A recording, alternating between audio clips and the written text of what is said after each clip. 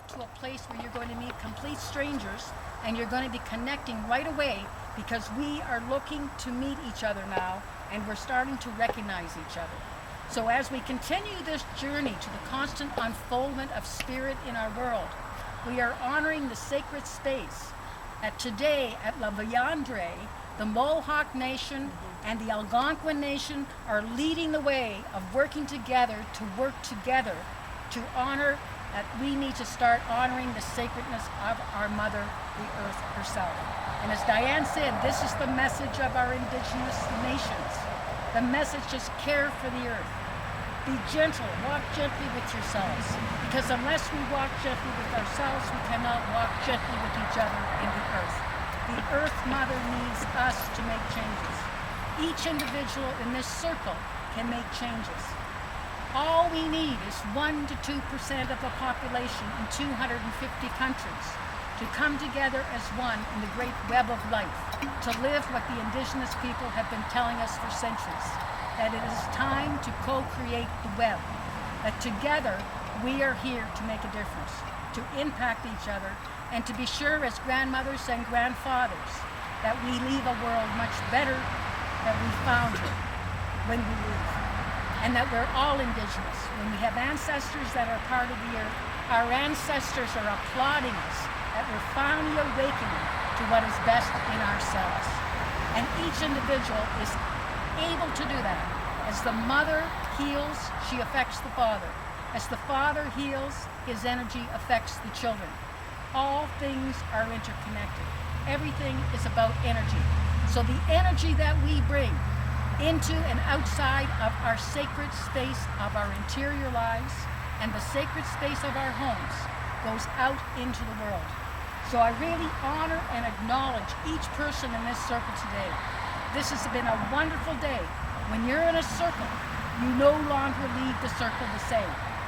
And as you leave the circle, make an intent of purity, violation, and will and discipline, which is much more powerful than knowledge, that you will take one action tomorrow, one simple action, even if it's drinking one less glass of water a day, even if it's smiling to a complete stranger. Each person that takes one simple action creates a tremendous tsunami for good in our world. And remember, we are the ones we've been waiting for. It is time for each of us to honor and acknowledge how special we are. We're very highly evolved beings, come here to discover that we are spirit, we are love, and we are bringing forth the experience of the Christ message. It is time for us to awaken, and it is time for us to bless Mother Earth herself and Father Sky, and it is time for the nations of the four corners of the earth to come together as one. And in that acknowledgement, I'd like to invite each person here today to share a little piece of what they experienced here today. The profoundness of coming together with like-minded, open-minded people, connecting with heart, the bridge to the soul, taking away something that you'll take out from this circle out into your community or your family tomorrow. So again, a deep make-wish for you all being here. And I'd like to honor Pamela by starting with her.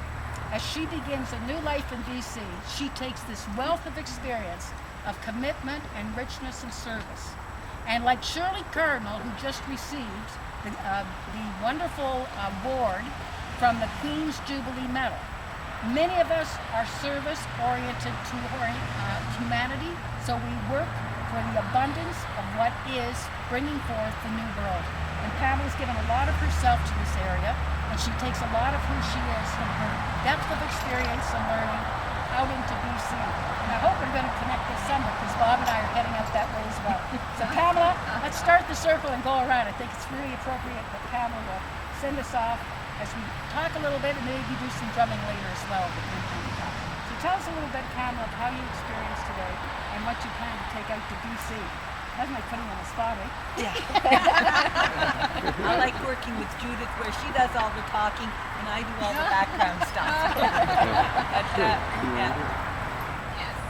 Being here and being part of the drumming, certainly one of the things that I am really taking with me is I'm going out to Victoria to be a full-time babysitter for my two grandsons. They're 8 months and 3 years old now. And they're both very sound sound oriented. So one of the things that has been going through my mind quite a bit is I'm hoping I can find some sort of drumming group in Victoria, something that's where children can go. Like in Montreal, I've noticed in one of the parks they get together. I think it's every Sunday where just whoever gets together and they drum. And that would be nice if there's something like that in Victoria. So that's what I'll be looking for, to take my grandsons to these kinds of events.